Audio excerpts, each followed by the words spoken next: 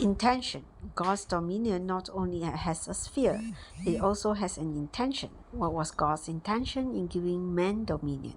To deal with God's enemy. The first aspect of God's intention is to deal with his enemy, to deal with Satan typified by the creeping things. In the Bible, the creeping things are demonic, devilish, and satanic. In the last message, we pointed out that only 4 living creatures representing all creation are present before the throne of God: the eagle, the ox, the lion, and the man.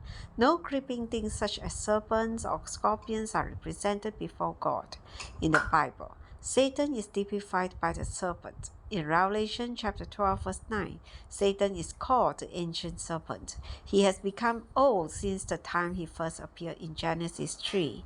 In God's original creation, he had only one purpose: to express himself. Due to Satan's rebellion, God now has another purpose: to deal with his enemy. When God created man, he had both of these purposes. Therefore, he created man in his own image, that man might express him, and he gave him dominion, that man might deal with his enemy. Both of these things must be accomplished. We need the image of God in order to express God, and we need the dominion of God in order to subdue the enemy. We need to express God and to deal with Satan in our home life. Many times the husband comes home and immediately the wife does not express God. She expresses the serpent. The wife's face has the appearance of a subtle serpent. Many times the husband also expresses the serpent. I have learned this by experience.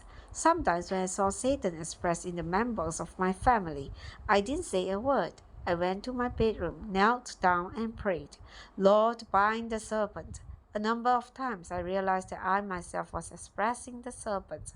Again I ran away to pray, "Oh Lord, forgive me. Bind the serpent." On many occasions, the divine authority of God is not exercised. The evil power of Satan is expressed instead. Recently, I learned that many young brothers are living in the brothers' houses.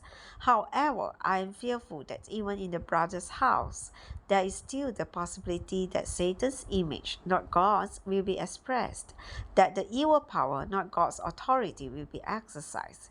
We all must realize that today God has this double goal to accomplish: to express himself and to deal with his enemy. It is not really your husband who loses his temper, it is the serpent. It is not really your wife who says something to provoke your temper, it is the serpent. Don't deal with the husband and don't deal with the wife. It is not their fault. We must deal with the serpent that is behind them. Exchanging words can never deal with Satan. The more we argue, the more Satan gains ground.